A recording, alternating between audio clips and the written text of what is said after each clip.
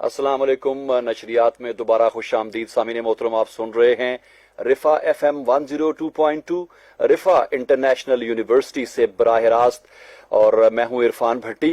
سامعین محترم، ہمارا اگلا پروگرام گیسٹ گیلری، اور آج کے پروگرام میں ہمارے ساتھ تشریف رکھتی ہیں ڈاکٹر عائشہ منان صاحبہ.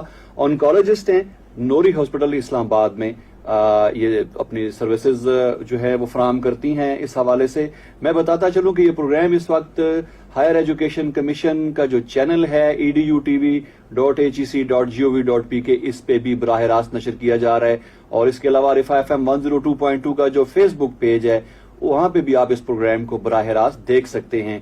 اور یہ جو سامعین محترم اکتوبر کا جو مہینہ ہے، یہ بین الاقوامی سطح پہ چھاتی کے سرطان کے حوالے سے اس منتھ کو آبزرو کیا جاتا ہے، اویئرنیس کریٹ کی جاتی ہے، اور آج کا جو ہمارا پروگرام ہے وہ بھی اسی حوالے سے ہے. تو ڈاکٹر صاحبہ، سب سے پہلے تو آپ کو میں خوش آمدید کہوں گا اپنے اسٹوڈیو میں. Thank you sir, thanks for inviting me here. Doctor صاحبہ، آپ کا ایک چھوٹا سا تعارف میں نے کروایا، لیکن میں چاہوں گا کہ تھوڑی سی تفصیل کے ساتھ ذرا تو بتائیے گا کہ آپ نے، ٹھیک ہے آپ نے ڈاکٹر بننے کا فیصلہ کیا، آپ کی اپنی چوائس تھی یا گھر والوں نے کہا نہیں آپ نے ڈاکٹر بننا ہے؟ دونوں طرف سے تھی. کچھ میرا اپنا بھی ٹرینڈ تھا، لیکن I have always felt کہ میرے پیرنٹس کا بھی میرے parents always wanted me to be a doctor. اچھا. So I opted it. تو آپ نے پھر ڈاکٹر صاحبہ یہ آنکولوجی کی طرف کیسے، آپ کا یہ بھی بائی چوائس آئی ہے؟ جی، آنکولوجی میں I have always felt کہ number of oncology specialist oncologist doctors were always مجھے لگتا تھا کہ اس میں ابھی بہت سا کام ہونا ہے ابھی یہاں پر. تو that's why I joined oncology. And ایک اس میں مجھے یوں لگتا ہے کہ آپ سرونگ ایلنگ ہیومینٹی کو زیادہ اچھے سے سرو کر سکتے ہیں، اور اس کے بعد جو پیشنٹس کی دعائیں ہیں وہ زیادہ اچھے سے سمیٹ سکتے ہیں. That's all we wanted. تو that's why I opted it. تو ڈاکٹر صاحبہ کیا زیادہ چیلنجنگ ہے یہ ایگزیکٹلی عام ایز کمپیئر ٹو باقی جو شعبے ہیں میڈیکل سائنسز کے؟ ڈے ٹو ڈے اتنی چینجز آ رہی ہیں ورلڈ وائڈ، اسٹڈیز اتنی تیزی سے ہو رہی ہیں انکالوجی کے ڈرگس میں اور کیموتھراپیوٹک ڈرگس میں، بہت سارے ٹرائلز ایٹ اے ٹائم چل رہے ہیں. تو we have to be very much up to dated as compare to the other fields. And یہ ہے، اس کے علاوہ لٹل بٹ ڈپریسنگ بھی ہے یہ فیلڈ، کیونکہ in spite of all the treatments جب پیشنٹ ریکور کرتے ہیں، بیماری دوبارہ واپس آتی ہے، تو we really feel very much depressed and it's bad to see all these things. تو یہ ہے کہ اس وجہ سے ہم بار بار اسکریننگ کے اوپر بہت زیادہ فوکس کرتے ہیں، because early detection saves lives. اچھا ڈاکٹر صاحب، یہ بتائیں کیونکہ آج کا جو ہمارا پروگرام ہے وہ بریسٹ کینسر کے حوالے سے ہے، اور تو بریسٹ کینسر بیسیکلی کیا چیز ہے؟ ٹھیک ہے، پہلے تو میں کینسر کو بتانا چاہوں گی کہ it's uncontrolled growth of cell. یہ ہمارے جسم کے اپنے ہی سیلز ہیں جو کہ ڈیو ٹو سرٹن کازز جن میں گروتھ کی لمیٹیشن ختم ہو گئی ہے، اور وہ بہت تیزی سے بڑھنا شروع ہو جاتے ہیں، جس کی وجہ سے کسی گلٹی کی صورت میں، ابھار کی صورت میں نمودار ہوتے ہیں. اور اگر ہم اور یہ کینسر سیلز جسم کے کسی بھی حصے میں جنم لے سکتے ہیں، عمر کے کسی بھی حصے میں. اور جب اگر سے فار ایگزامپل یہ بریسٹ میں یا بغل کے نیچے، بازو کے نیچے اگر یہ سیلز نمودار ہوتے ہیں، we take it as breast cancers in most of the cases. اور اس میں ڈائگنوسٹک کے ہمارے پاس ٹولز ہیں بہت سارے، جس کی ہیلپ سے ہم ان کو ارلی ڈائگنوسس کر سکتے ہیں. بالکل صحیح ہے. اچھا ڈاکٹر صاحبہ، ابھی کیا کوئی ایسی علامات ہیں واضح کہ ہم وہ جو بھی ٹیسٹ، ظاہر ہے کہ جب آپ ہاسپٹل جاتے ہیں تو سرٹن ٹیسٹ ہوتے ہیں جس سے پھر آپ کے پتہ چلتا ہے کہ کیا سٹیج ہے. بالکل. کیا ایسی علامتیں ہیں کہ اگر وہ کسی کے جسم میں نمودار ہونا شروع ہوں اور اس کو محسوس ہو تو وہ فوراً پھر ڈاکٹر کے پاس جانا چاہیے؟ تو جنرل اس کی کیا علامات ہو سکتی ہیں؟ آپ نے گلٹی کا ذکر کیا. جی، ریگارڈنگ بریسٹ کینسرز، اگر بہت ارلی آپ کو جسم کے اندر کوئی بھی گلٹی، کوئی گروتھ محسوس ہوتی ہے, جیسے چاہے بریسٹ کے اندر, چاہے بازو کے نیچے یا بغل کے اندر, یا پھر بریسٹ کی سکن میں کوئی رنگت میں تبدیلی محسوس ہوتی ہے, بریسٹ سکن کی تھکننگ محسوس ہوتی ہے, یا نپل انورٹڈ فیل ہوتے ہیں, یا نپل میں سے کوئی ڈسچارج فیل ہوتا ہے, then all these things are calling you towards a time to see your doctor. آپ ضرور اپنے ڈاکٹر کو وزٹ کریں ایٹ دیٹ ٹائم. اور اگر یہ سب علامتیں اس وقت ہیں, اگر اللہ رحم کرے یہ بریسٹ کینسر ڈائگنوز ہو جاتا ہے اور ابھی لوکلائزڈ ہے ان دا بریسٹ اور ایکزیلا یعنی بغل کے بازو کے نیچے, لیکن اگر یہ باڈی کے اگر اس کو ٹائملی ایڈریس نہ کیا جائے اور یہ جسم کے دوسرے حصوں میں پھیل جائے تو پھر اس حصے کی اپنی علامتیں سٹارٹ ہو جاتی ہیں. سے فار ایگزامپل اگر بونس میں یہ کینسر اسپریڈ ہوتا ہے تو اس میں اسپیسیفک بون پین سٹارٹ ہو جاتی ہے اس ایریا میں, یا اگر زیادہ ایڈوانس سٹیجز میں دھڑ کا مفلوج ہو جانا, یا یورین اور باول یا سٹول کے اوپر کنٹرول ختم ہو جانا, یا اگر یہ لیور کی طرف چلا جائے تو یرکان کی صورت میں ظاہر ہوتی ہیں اس کے علامات. دین اگر یہ پھیپھڑے میں چلا جائے تو مسلسل کھانسی یا چیسٹ پین کی فارم میں, یا شارٹنیس آف بریتھ جیسے سانس چڑھنے کی فارم میں یہ شو ہوتی ہیں. اگر برین کی طرف چلا جائے تو اللہ رحم کرے فٹس کی فارم میں یا جھٹکے لگنا اس طرح سے پریزنٹ کر سکتا ہے, یا کوئی جسم کا دایاں یا بایاں حصہ مفلوج ہونے کی صورت میں شو کر سکتی ہے اپنی یہ علامات. اچھا ڈاکٹر صاحبہ یہ بتائیے گا کہ اب چونکہ اکتوبر کا مہینہ بریسٹ کینسر کے حوالے سے اویئرنیس کا منتھ کے طور پہ آبزرو کیا جاتا ہے پوری دنیا میں, صورتحال کیا ہے, کتنا کامن ہو چکا ہے بریسٹ کینسر, ہم انٹرنیشنلی دیکھیں تب بھی, اور پاکستان کے سینیریو میں بھی کیا پوزیشن ہے اس کی؟ Regarding breast cancer all around the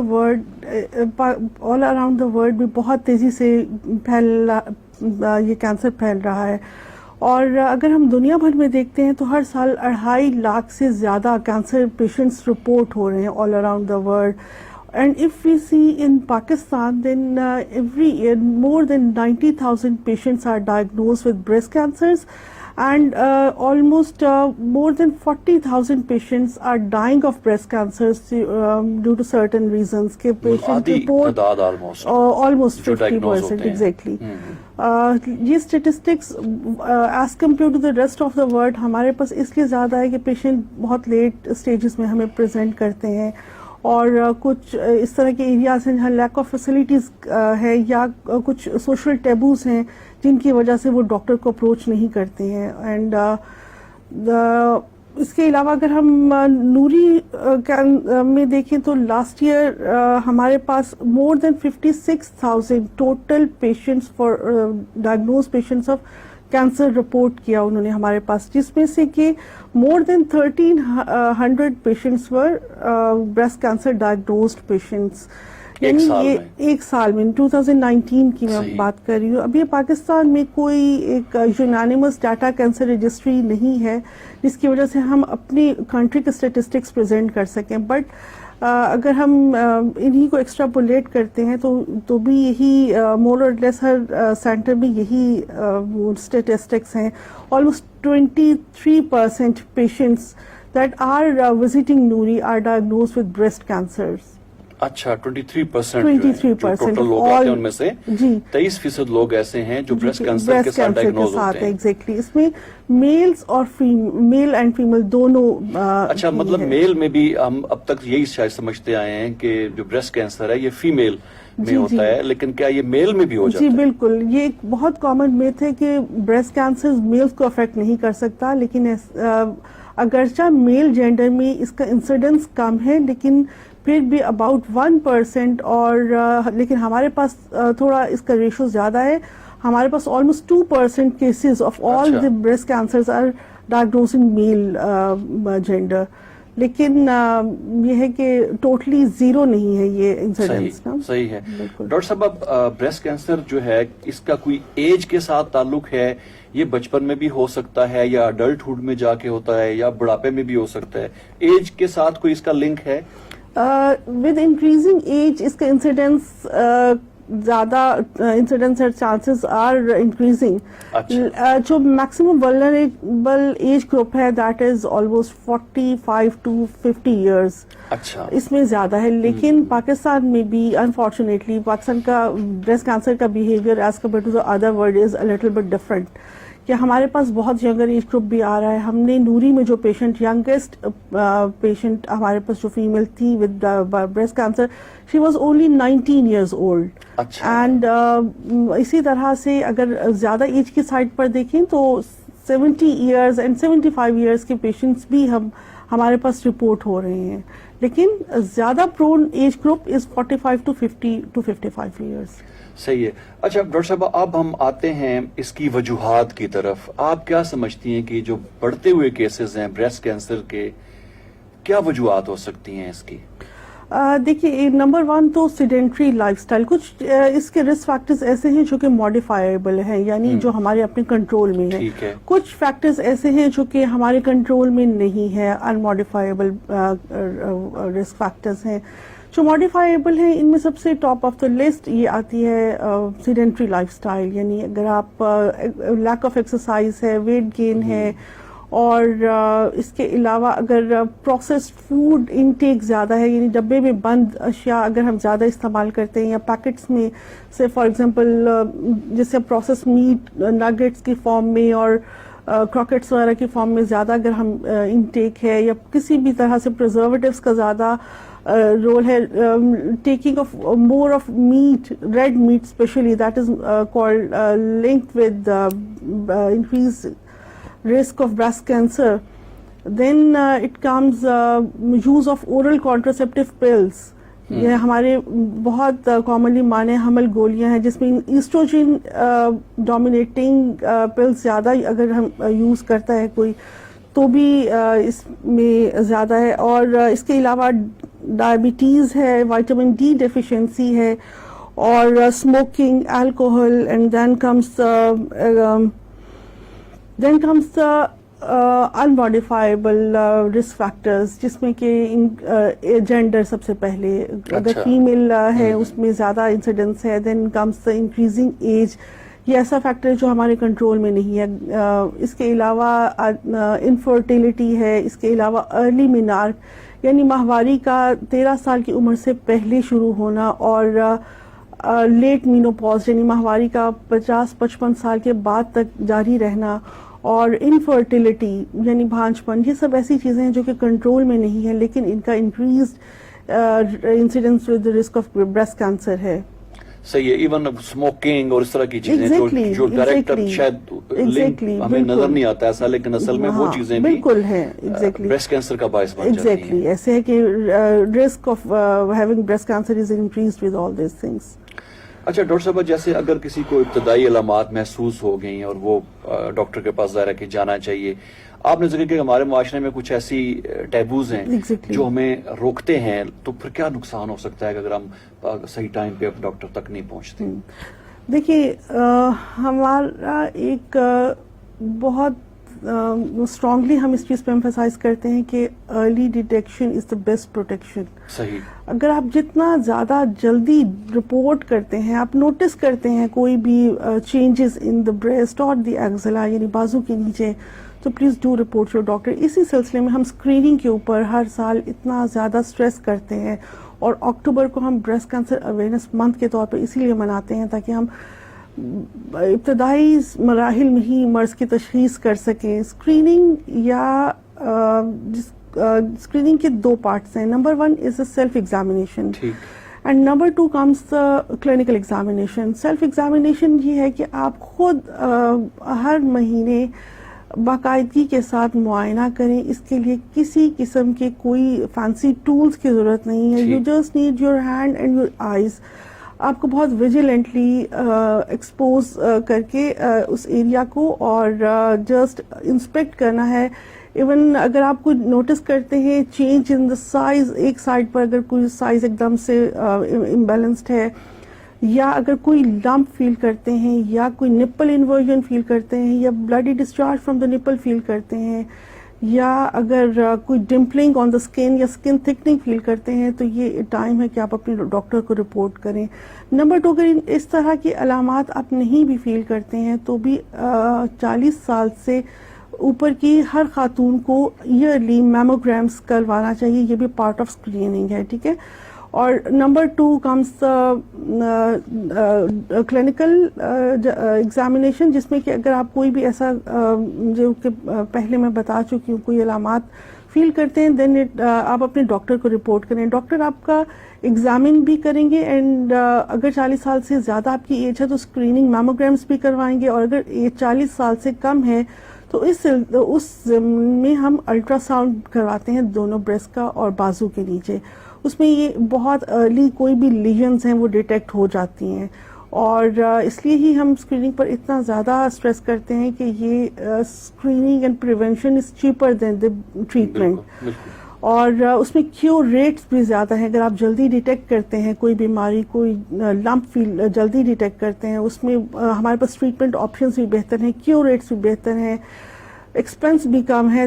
so spread these words کہ جتنا ارلی آپ ڈیٹیکٹ کر سکتے ہیں, do report your doctor. Annually تو میموگرامس کروانی چاہیے 40 ایئرس سے زیادہ, لیکن اگر کسی کی فیملی ہسٹری ہے.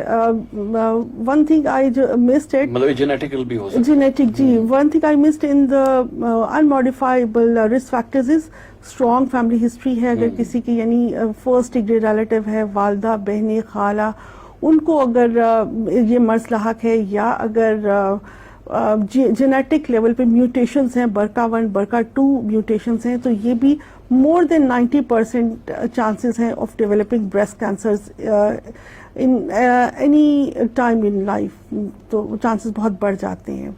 اور اس کے علاوہ اگر ہم بات کرتے ہیں جب کلینکل ایگزامینیشن کے بعد اگر سے فار ایگزامپل ڈاکٹر آپ کو میموگرامز اور الٹرا ساؤنڈ کرواتا ہے اور اس کے اندر کوئی خطرناک یا میلیگنینسی نظر آتی ہے, دین امیڈیٹلی آپ کو ایک بایوپسی کے لیے یا true cut, that may be either true cut biopsy اور FNAC یعنی موٹی سوئی کا ٹیسٹ یا باریک سوئی کے ٹیسٹ کے ذریعے اس لمپ سے ایک چانک لیا جاتا ہے, ایک پیس لے کر اس کو ٹیسٹ کرواتے ہیں لیب کے اندر, اور اگر اس میں میلیگنینسی پروو ہو جاتی ہے then comes the treatment part of that disease. سامعین محترم, پروگرام گیسٹ گیلری آپ سماعت فرما رہے ہیں رفا FM 102.2 پہ, اور ہمارے ساتھ تشریف رکھتی ہیں ڈاکٹر عائشہ منان صاحبہ. اور آج جو گفتگو ڈاکٹر صاحبہ سے ہو رہی ہے وہ بریسٹ کینسر کے حوالے سے ہو رہی ہے, کیونکہ یہ جو اکتوبر کا مہینہ ہے یہ دنیا بھر میں چھاتی کے سرطان کے حوالے سے اویئرنیس کے لیے آبزرو کیا جاتا ہے دنیا بھر میں. اسی سلسلے کا یہ پروگرام ہے. اور میں یہ بھی بتاتا چلوں کہ یہ پروگرام اس وقت ہائر ایجوکیشن کمیشن کا جو ویب ٹی وی ہے edutv.hec.gov.pk اس پہ بھی براہ راست نشر کیا جا رہا ہے, اور رفا FM 102.2 کا جو پیج ہے, فیس بک پیج, اس پہ بھی اس پروگرام کو آپ دیکھ سکتے ہیں. تو جو لوگ ریڈیو پہ ہمیں سن رہے ہیں, اگر ان کے پاس انٹرنیٹ کی فیسلٹی ہے تو وہ اس پروگرام کو دیکھ بھی سکتے ہیں. اور نہ صرف دیکھ سکتے ہیں بلکہ اگر کوئی سوال بھی کرنا چاہیں, ڈاکٹر صاحبہ ہمارے ساتھ موجود ہیں کچھ دیر مزید, ڈاکٹر صاحبہ کے ساتھ ہے ہمارا ٹائم, تو اگر کچھ پوچھنا چاہیں بریسٹ کینسر کے حوالے سے, کوئی سوال ہو آپ کے ذہن میں, تو آپ ہمارے کامنٹ باکس میں فیس بک پہ اس سوالات وہ ہمیں پہنچا سکتے ہیں. میں بتاتا چلوں کہ بہت سارے لوگوں نے اس وقت ہمیں جوائن کیا ہوا ہے فیس بک پہ. محمد افراہم علی ہیں, اس کے علاوہ محمد عمران سرور ہیں, اشتیاق فاروق ہیں, نعیم شاہ ہیں سعودی عرب ریاض میں, یہ پروگرام کو دیکھ رہے ہیں, ان کو پسند آیا پروگرام. محمد نوید ہیں, امبرین چودھری ہیں. اور اسی طرح ایک سوال ہم تک پہنچا ہے کہ بچوں کو دودھ پلانے والی اور دودھ نہ پلانے والی عورتوں میں کیا ڈفرنس ہے, کیا ریشو ہے اس طرح کے کینسر کے حوالے سے, کہ کیا کچھ فرق پڑتا ہے اس سے, ایون اگر فیڈ کرا رہی ہوں مدر یا نہ کرا رہی ہوں؟ جی بالکل, بہت اچھا کوشچن کیا. اگر ایک مدر بریسٹ فیڈ نہیں کراتی ہے تو بریسٹ کینسر کا رسک انکریز ہو جاتا ہے. ایسے نہیں ہے کہ اگر کوئی مدر بریسٹ فیڈ کرواتی ہے اپنے بچوں کو تو ٹوٹلی بچاؤ تو ممکن نہیں ہوگا, بٹ سرٹن چانسز کم ہو جاتے ہیں فردر. لیکن اس میں کوئی ابھی ڈاکیومنٹڈ ڈیٹا ایسا موجود نہیں ہے. لیکن جو ہم نے ریٹروگریڈ مینر میں جو اسٹڈیز کی ہیں اس میں یہی ہے کہ جو پیشنٹس نے اپنے بچوں کو خود فیڈ کروایا ان میں یہ انسیڈنس کم تھا ایز کمپیئر ٹو ان مدرس کے جنہوں نے فیڈ نہیں کروایا ہے. صحیح ہے. ڈاکٹر صاحب یہ بتائیں جو علامتیں آپ نے بتائیں شروع میں جو خود سے آپ نے آبزرو کرنی ہوتی ہیں اور اگر اس میں کوئی تبدیلی محسوس کرتے ہیں آپ نے وہی ڈیٹیل سے بتایا, کیا پین بھی ہوتا ہے ایسے حصوں میں؟ جی یہ بھی کوئی علامت ہو سکتی ہے؟ جی یوزلی بریسٹ لمپ اگر بریسٹ کینسر ہے تو وہ lump most of the cases میں دیٹ از پین لیس, اور اگر یہ پین کر رہا ہے تو موسٹ آف دا ٹائمس یہی چانسز ہیں کہ یہ کوئی انفیکٹو ڈیزیز ہے. لیکن بٹ اسٹل آپ خود سے اس کو اسیس نہیں کر سکتے ہیں. اگر کوئی پینفل لمپ بھی ہے then you have to visit your doctor. کہ بار بار ہم اسی چیز پہ اسی لیے اسٹریس کرتے ہیں کہ برائے مہربانی اس چیز سے نیگلیجنٹ نہیں ہو, اور جب بھی آپ کو محسوس ہو کہ کوئی تبدیلی بریسٹ پرینکائما میں بریسٹ کے ٹیشو میں فیل کرتے ہیں then please do report your doctors. Doctor صاحب آپ پیشنٹ آ گیا ہاسپٹل میں اس ایشو کے ساتھ, کون سے بنیادی ٹیسٹ اس کے ہوتے ہیں؟ کچھ کا آپ نے ذکر بھی کیا, اور اس کے بعد علاج کے سٹیجز کیا ہوتے ہیں؟ پھر کون سے ایسی سٹیجز ہیں جہاں پہ وہ آسان ہو جاتا ہے علاج, اور کون سے سٹیجز میں پھر مشکل ہوتا چلا جاتا ہے آگے تک؟ ٹھیک ہے. جب ایک پیشنٹ جس کا کہ بایوپسی ٹیسٹ اگر پازیٹیو آ جاتا ہے فار میلیگنینسی, اس کے بعد ہی has to undergo for a series of test. ہمیں یہ اسٹیج کرنے کے لیے, کیونکہ بریسٹ کینسر کا علاج اسٹیج پہ ڈپینڈ کرتا ہے, ہر اسٹیج کا ڈفرینٹ علاج ہے. اسٹیج کرنے کے لیے پہلے ہمیں کچھ ٹیسٹ کروانے پڑتے ہیں, جن میں کہ کچھ ٹیسٹ اس کی کچھ ٹیسٹ اس کے ریلیٹڈ ہیں پروگنوسٹیکلی, یعنی کتنا ہمیں دیکھنے کے لیے کہ اس کے چانسز کیا ہے آگے مریض کے ٹھیک ہونے کے, اور سرٹن فیکٹرز اس میں پتہ چلتے ہیں. نمبر 2 کچھ فیکٹرز ہیں میٹاسٹک ورک اپ کے طور پہ ہم کرواتے ہیں, یعنی اسپریڈ دیکھنے کے لیے کینسر کا کہ کہاں پر ہے.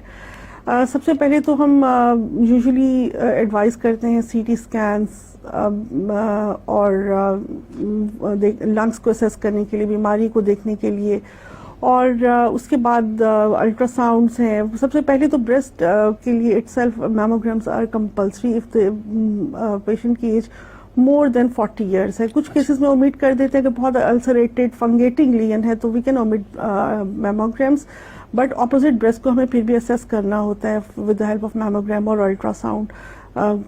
کیس کے حساب سے ہم اسیس کر لیتے ہیں. نمبر 2 ہمارے پاس الٹرا ساؤنڈ ابڈومن پیلوس آتا ہے ٹو اسیس دا لیور, کہ ہمیں دیکھنے کے لیے لیور میں تو کوئی سیکنڈریز موجود نہیں ہے. دین کمس دا بون اسکین, دین کمس, اور اگر کوئی ایسے لیجنز ہیں جو کہ ایکوی ووکل ہیں, یعنی جن کا ہم ایگزیکٹلی نہیں بتا سکتے ہیں کہ یہ میلیگننٹ لک ہے یا نہیں ہے, then we have to move for PET scan, جو کہ ایک highly sophisticated state of the art gold standard test ہے for the equivocal legions.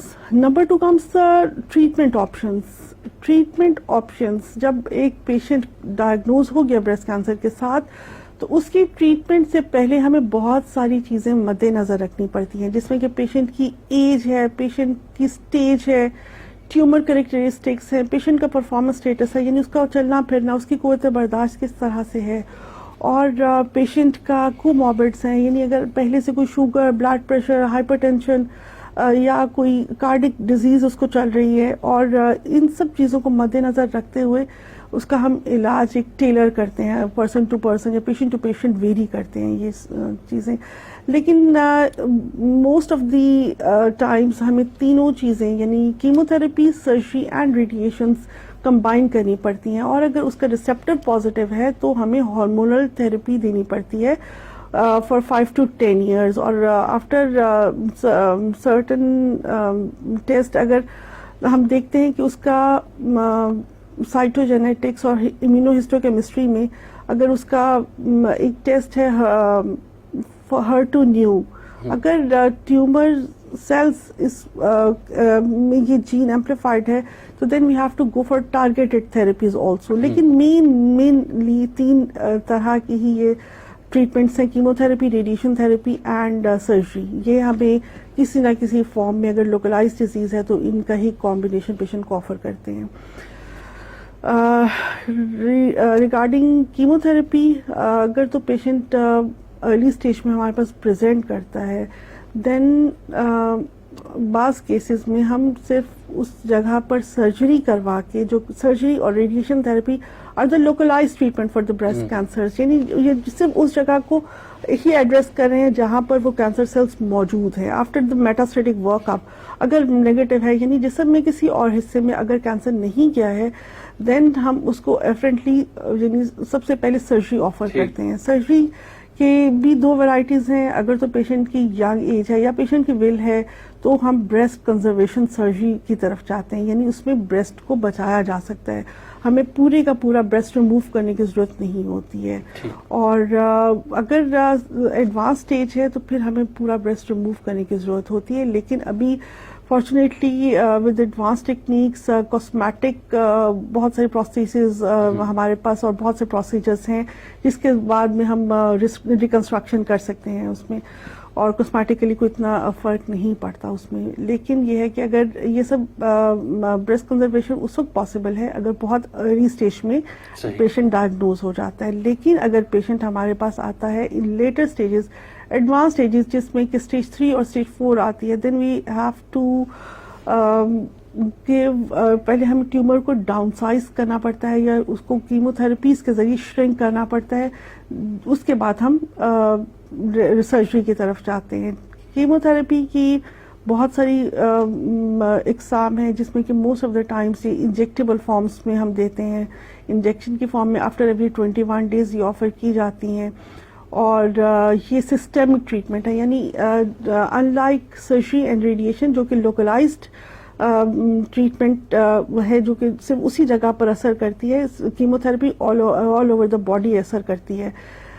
Cancer cells کے علاوہ باڈی کے نارمل سیلز کے اوپر بھی اپنا اثر کرتی ہے, اور اس کے کچھ سائیڈ افیکٹس بھی ہوتے ہیں جو کہ patient to patient again vary کرتے ہیں, جس میں کہ سیویرٹی ڈفرینٹ ہو سکتی ہے. Nausea, vomiting, hair loss, skin and nail discoloration ہے اس کے اندر, اور اس کے اندر موشنس ہیں, فیور ہے, اور سب سے بڑھ کر کے امیونٹی کم ہو جاتی ہے, وائٹ سیلز ڈاؤن چلے جاتے ہیں. اس لیے we usually C the patients کہ آپ کیموتھراپی لگوا کر منیملی باقی لوگوں کے ساتھ انٹریکشن یا انکاؤنٹر کریں, تاکہ اگر کسی پرسن کو کوئی بھی انفیکشن ہے تو وہ آپ کیری نہ کر سکیں.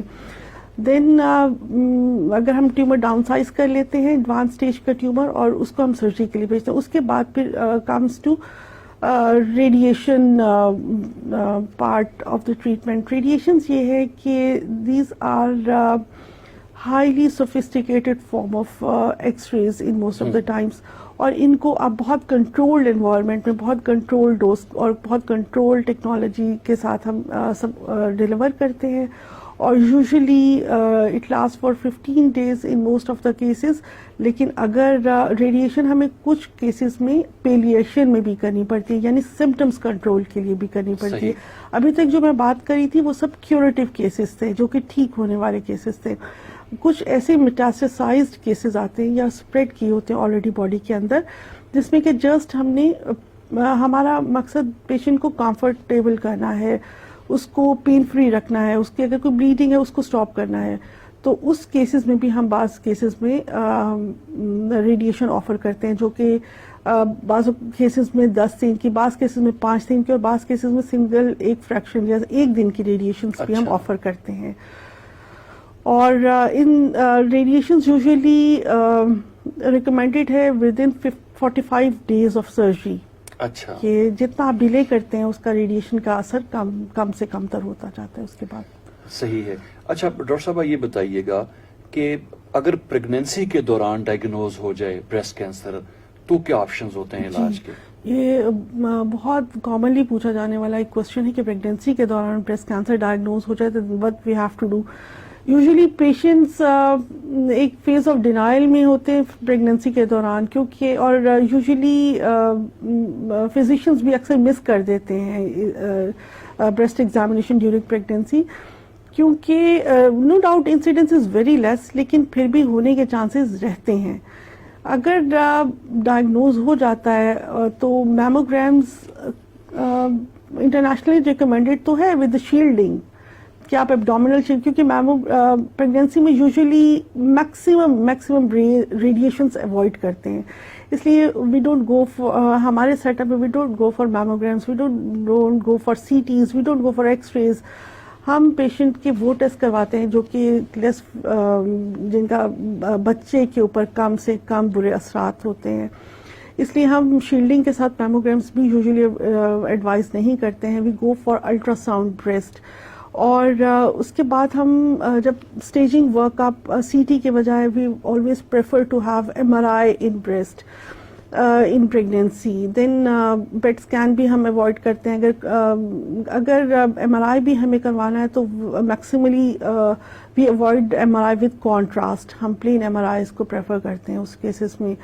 دین کمز اگر جو یہ سب چیزیں میٹاسٹیٹک ورک اپ نگیٹو ہے، دین ہر طرح کی کیمو تھراپی بھی آپ پریگنینسیز میں آفر نہیں کر سکتے ہیں. ہمیں اپنا ٹریٹمنٹ بہت ٹیلر کرنا پڑتا ہے ان پریگننٹ فیمیلز. اور we can go for chemotherapies after every 21 days. Delivery سے 4 ہفتے پہلے تک ہم کیمو تھراپیز دے سکتے ہیں. اچھا. اگر تو بہت ایڈوانسڈ اسٹیجز ہیں، لیکن اگر بہت ارلی ہے تو پھر ہم اس میں بریسٹ کنزرویشن کر سکتے ہیں، یا ہم اس میں کمپلیٹ سرجری بھی کروا سکتے ہیں depending upon the patient will اور سچویشن کے اکارڈنگلی. اور اس میں میں بتانا چاہوں گی کہ اگر پیشنٹ کی کیمو تھراپیز ڈلیوری سے 21 دن پہلے تک ختم ہو گئی ہیں، اس کے بعد اگر اس کے کاؤنٹس نارمل ہو گئے ہیں، we can go for normal delivery and then we can offer radiations afterwards. During pregnancy radiations ہم نہیں آفر کرتے ہیں پیشنٹس کو.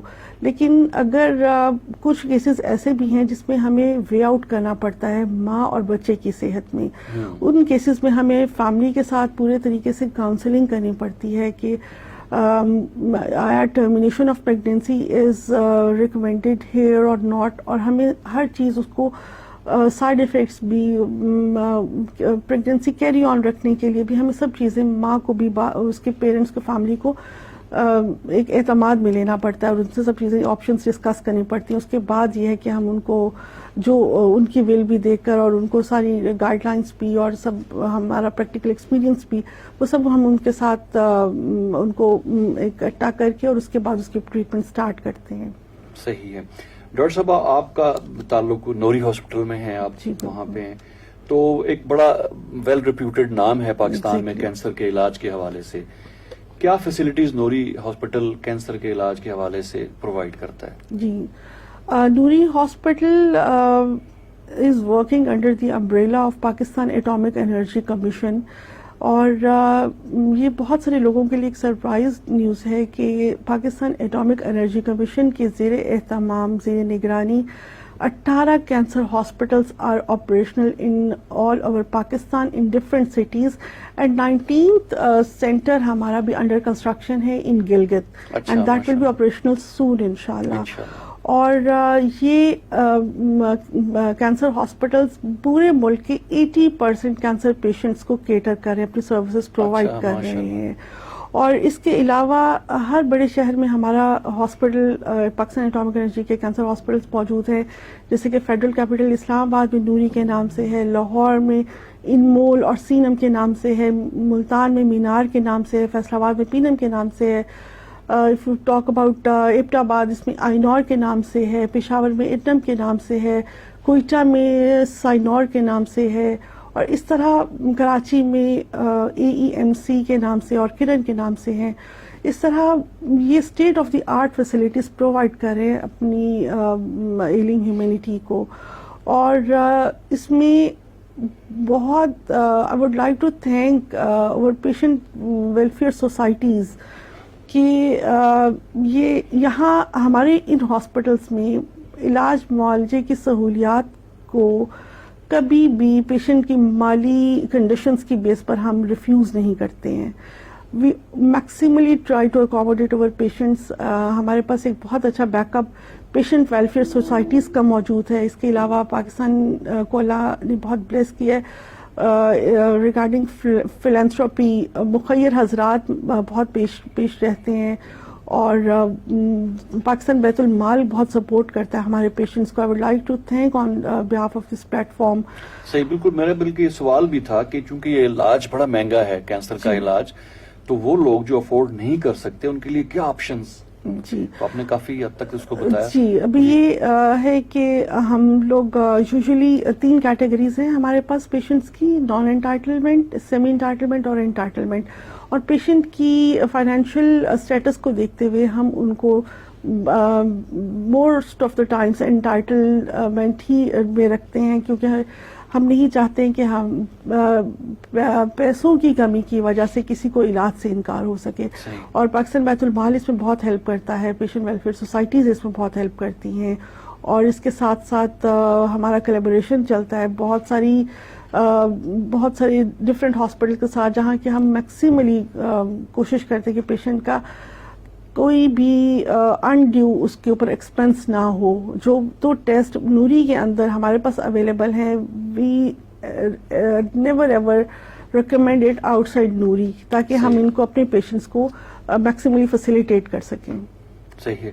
डॉक्टर साहब, एक सवाल है, हमारा प्रोग्राम का वक्त तकरीबन खत्म होने को है, लेकिन मैं पूछना चाहूंगा कि जो स्पोर्ट्स में खवातीन होती हैं तो चोटें उमूमन लग जाती हैं खेलते हुए, तो क्या इस तरह का कोई चांस बन जाता है ब्रेस्ट कैंसर का अगर चोट लगने के नतीजे? जी, देखिए, इस तरह ऐसा कोई डेटा तो इस पर मौजूद नहीं है, लेकिन हमारी प्रैक्टिकल एक्सपीरियंस में यही है कि अगर कहीं पर चोट है, वहाँ पर उस जगह पर सेल्स की ग्रोथ इम्पेयर होती है और वहाँ पर बहुत ज़्यादा मल्टीप्लिकेशन और इस तरह से वहाँ पर चांसेस बढ़ जाते हैं बनने के. लेकिन बाज़ औक़ात में इस तरह से भी आया है कि चोट के बाद पेशेंट ज़्यादा विजिलेंट हो जाता है उस एरिया पर पेन की वजह से. वो बाज़ औक़ात प्रेस करते हैं उसको और देन ही और शी कैन फील इट कि यहाँ पर एक लंप मौजूद था. इससे पहले अननोटिस्ड जा रहा होता है वो लंप.